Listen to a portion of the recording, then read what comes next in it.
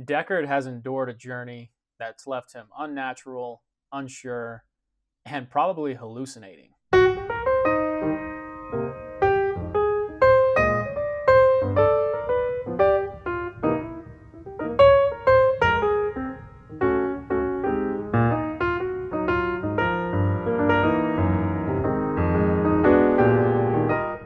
Good afternoon, everyone. Welcome to Read the Right Thing Book Reviews. I'm Eric. Thanks so much for tuning in. Philip K. Dick was an American author of science fiction. He wrote over 44 novels and published over 100 short stories. He was a heavy drug user and wrote inventive, witty, original type stories. Not that you need to be a heavy drug user to be original, but it kind of seems like it helps. Don't do drugs.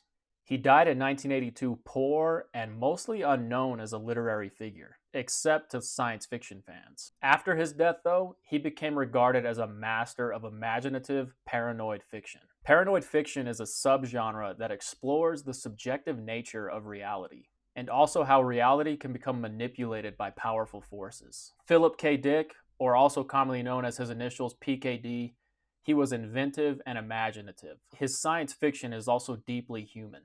The focus is more being on the effect that futuristic societies and advanced technology has on humans. I never really got into science fiction as a young reader because I couldn't see past the futuristic societies, the gadgets and this talk of spaceships and aliens or, stuff like that. It just didn't really interest me. I was more interested in realistic and mostly sports. So science fiction really just didn't appeal to me. I was blind to the human element aspect. I thought all the science fiction books were just about robots and gadgets. It wasn't really until college that I was forced to read some science fiction. And I was always stunned when I saw that there would be science fiction on the syllabus. I thought it was more for people just to read for fun. Boy, was I wrong. I first read Do Androids Dream of Electric Sheep in college. It was my freshman year of college, and I took a novels and films class. It was a great class that covered books and their film adaptations. We read books like Do Androids Dream of Electric Sheep, Forrest Gump, The Color Purple, Tonto and Lone Ranger Fistfight in Heaven, and I think there were a few more. Looking back, it was probably my favorite class. Any class that has watching movies as homework is good in my book. Sign me up. I was still surprised that a science fiction book would be included in a college class. However, it was because of that class that I realized you can study the world and reality through the genre of science fiction. And I'm not really sure why, but I was drawn to reread this book this year. And I'm really glad I reread this one, and I hope to read more science fiction to stretch myself as a reader. So I encourage all viewers out there, all readers, try some different genres. You might just read one of your favorite books. In the intro of this edition, which is the same book I had my freshman year of college, there's an author, I think I'm pronouncing his name right, Roger Zelazny. He writes about PKD, and he says, he is a writer's writer, rich enough and fancy that he can afford to throw away in a paragraph ideas another writer might build a book upon. This is PKD's most well-known work, mostly because of the association with the Ridley Scott movie Blade Runner. Just so you know, I won't be comparing or contrasting the book and the film. It's been way too long since I've seen Blade Runner, and I really just want to talk about the book. Although I do want to rewatch the film soon, so who knows, maybe one day I'll do a video on the adaptation. Androids was published in 1969. The story takes place in 2021, and World War Terminus, or WWT, has nearly driven animals extinct. The war also nearly took out the human race. A cloud of dust now hangs over Earth, and many humans seek refuge on other planets. The remaining humans on Earth covet animals. Animals became rare, wildly expensive status symbols. For those who can't afford real animals, there are companies who make realistic electric type animals. There are also companies who build robotic people that are indistinguishable from humans. These robots are called androids or Andes. Andes are made to be servants for the humans who immigrated to Mars or other planets. And Andes aren't legally allowed to live on Earth. However, some Andes escape from Mars, usually killing their masters, and pass off as humans for as long as they can. This is where bounty hunters come in.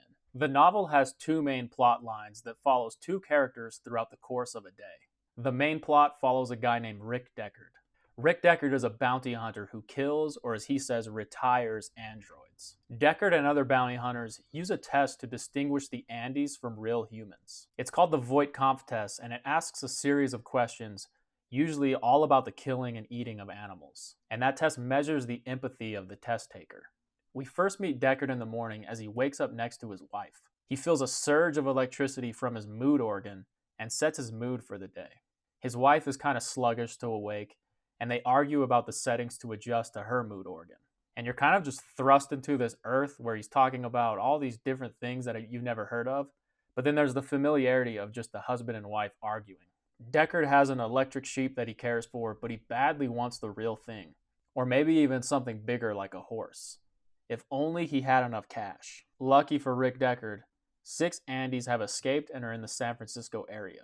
These Andys are the newest model. They're called Nexus 6 androids, and there's a rumor that they could be dangerous, as one has already put another bounty hunter into the hospital. Throughout the course of the day, Deckard tries to retire enough androids so he can get paid and get his sheep. By the end of the day, he questions reality and humanity more than ever. And then the other plot line follows a lonely, sad character named J.R. Isidore. Isidore calls himself a chickenhead, which is someone who is mentally degraded due to the fallout of WWT. Isidore is probably mentally ill or mentally challenged, and he lives alone in an apartment building. He hears a noise one day in the next door apartment and goes and finds a woman who just moved in next door. The state of this world is in complete disarray. Junk and clutter is everywhere, and the dust makes it hard to see and breathe, and the quietness is really crippling. We first meet John, or J.R. Isidore, as he's watching TV and shaving. He goes to turn off the TV, and then it's just silence. And that's where this part starts. Silence. It flashed from the woodwork and the walls. It smote him with an awful, total power, as if generated by a vast mill. It rose from the floor, up out of the tattered gray wall-to-wall carpeting. It unleashed itself from the broken and semi-broken appliances in the kitchen, the dead machines which hadn't worked in all the time Isidore had lived there. From the useless pole lamp in the living room, it oozed out, meshing with the empty and wordless descent of itself from the fly-specked ceiling. It managed, in fact, to emerge from every object within his range of vision, as if it, the silence, meant to supplant all things tangible. Hence, it assailed not only his ears, but his eyes. As he stood by the inert TV set, he experienced the silence as visible and, in its own way, alive. Alive! He had often felt its austere approach before. When it came, it burst in without subtlety, evidently unable to wait.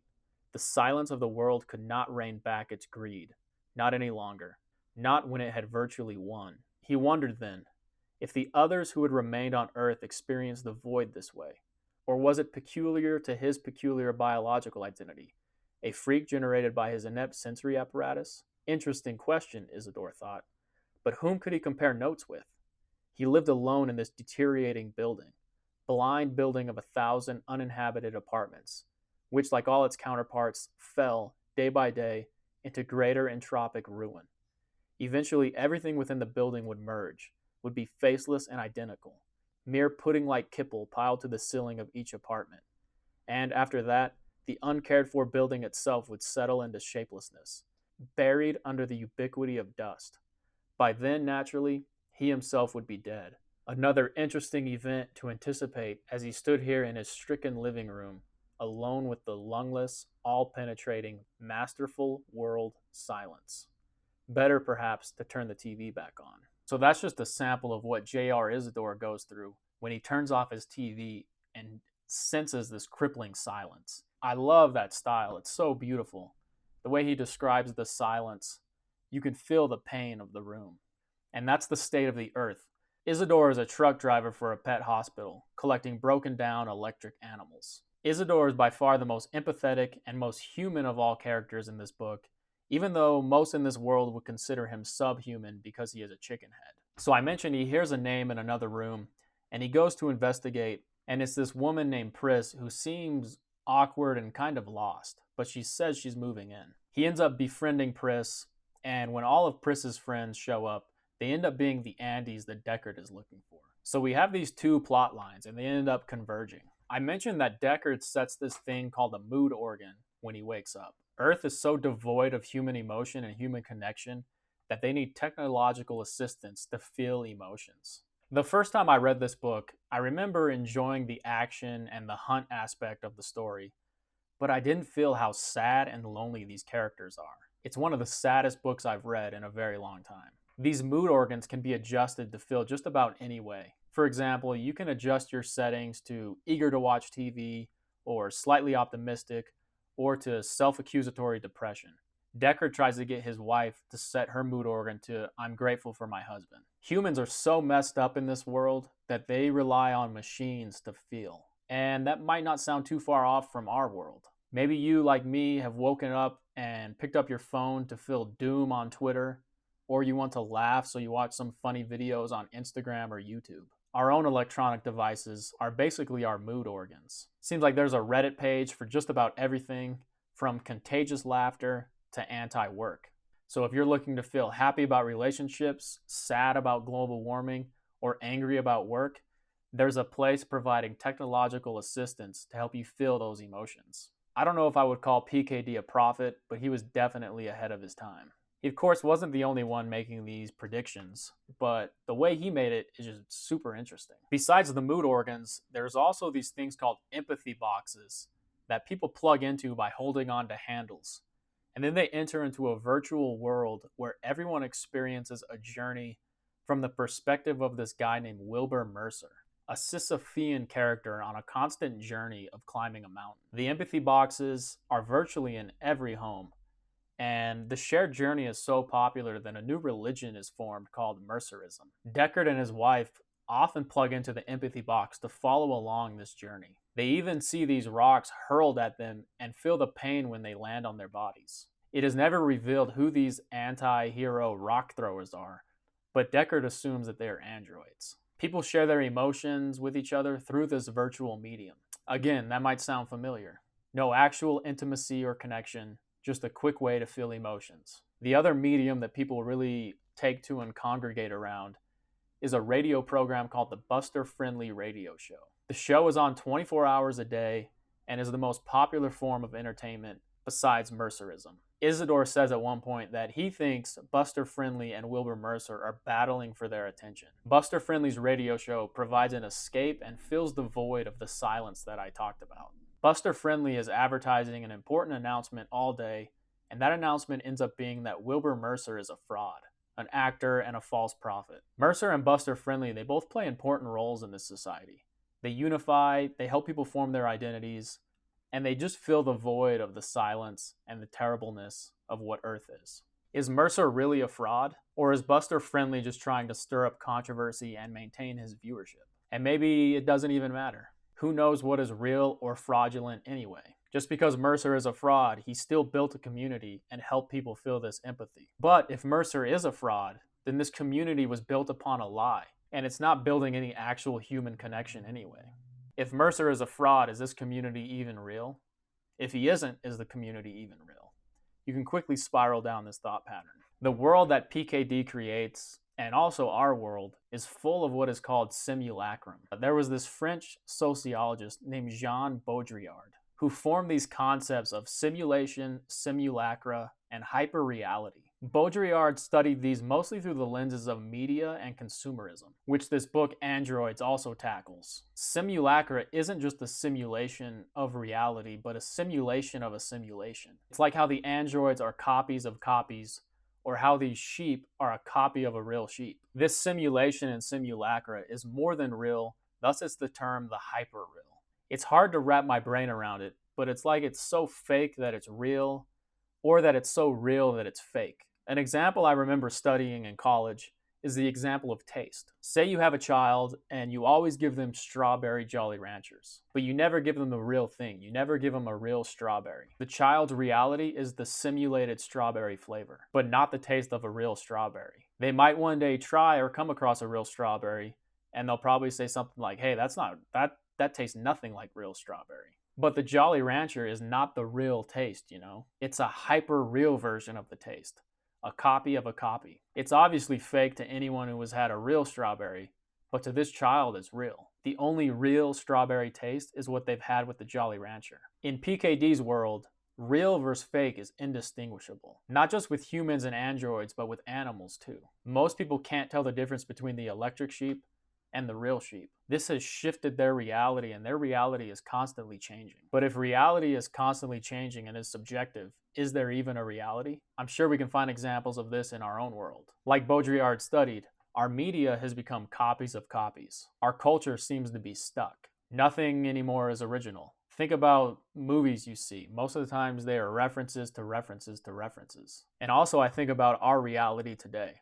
Our reality is constantly changing, even if it's just small increments. Our culture doesn't seem to necessarily be progressing, but our reality is constantly changing. I mean, AI programs are writing essays, music, and even stand-up comedy routines. Sex, gender, and identity are constantly being defined and redefined by different groups of people. What is morally right or wrong shifts and bends depending on where you are or who you're talking to. It's becoming real draining, tiring, and even confusing. I find myself constantly asking the questions of what is good and what is reality. In this story, Buster Friendly is good for providing entertainment, Wilbur Mercer is good for providing a community of people a chance to share empathy, and Rick Deckard is good for retiring androids who are illegally in the United States. And the opposite can be argued as well. You can argue all of these people are bad and evil. Buster Friendly and Wilbur Mercer are both frauds providing fake religion and fake entertainment that's not actually helping anyone. And Rick Deckard is killing androids that he started to become attracted to and almost consider human. Deckard becomes confused and is attracted to more than one android and begins to question the morality of killing them. There is Rachel Rosen, who is an android who works for the Rosen Company, the company who makes the androids. There is also an opera singer named Luba Luft, who can sing just as beautifully as any human. Deckard isn't always so sure of his own humanity. He starts to question of whether even he is an android and never knew it. If an android can sing opera that beautifully, should it have certain human rights? He starts to ask himself the question of what is reality and what is a human being. What is human is the main question posed in this novel, and who gets to define humanity? These types of questions will leave you thinking long after you've read this book. The lines are blurred when all of a sudden you can't tell the difference between the Andes and the real humans. The Andes start to think, talk, and even act like humans. It goes back to empathy. In this world, empathy is the main signifier of what is human. Empathy is what tells the androids and the humans apart. But in this story, we see humans do a lot of callous, heartless, unempathetic things. And the androids aren't quite as empathetic either. For example, Isidore finds a spider and Pris starts cutting off its legs just to see what will happen. The android can't help but think, somewhat analytically about this spider. Like, why does it have 8 legs? Let's cut these off and see what effect this has on it. But then again, that's something that maybe a human child would think to do. Similar to how kids, they put salt on snails. Although you'd hope that the human child would be able to see, the pain that the spider is going through and not do that anymore. Is what Pris did inherently evil, or is it just out of curiosity? Humans in Deckard's world also act very different than humans in ours, from the 1960s and today. For example, when Isidore finds that spider, he is astonished. It's the coolest thing he's ever seen. His reaction is to care for the spider. If people find a spider today, their first reaction is usually to kill it.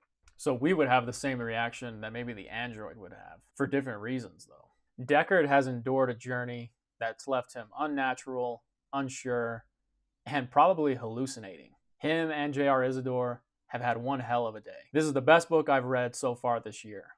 It's a book where the plot isn't necessarily what it's about. The plot is Deckard hunting androids, which is very entertaining. But the book is really about the subjective nature of reality and the question of what is human. Do androids dream of electric sheep was definitely the right thing for me. I'm looking forward to reading some other PKD books, so if you have any recommendations, please let me know what I should read next in the comments. This book will be the right thing for you if you like paranoid fiction. I think if you like Kurt Vonnegut, you'll also like PKD. Although Vonnegut is a little lighter and funnier than PKD. So that was my review of Do Androids Dream of Electric Sheep by Philip K. Dick. If you've read this book, let me know what you thought about it in the comments. And if you have other recommendations, please leave those in the comments as well.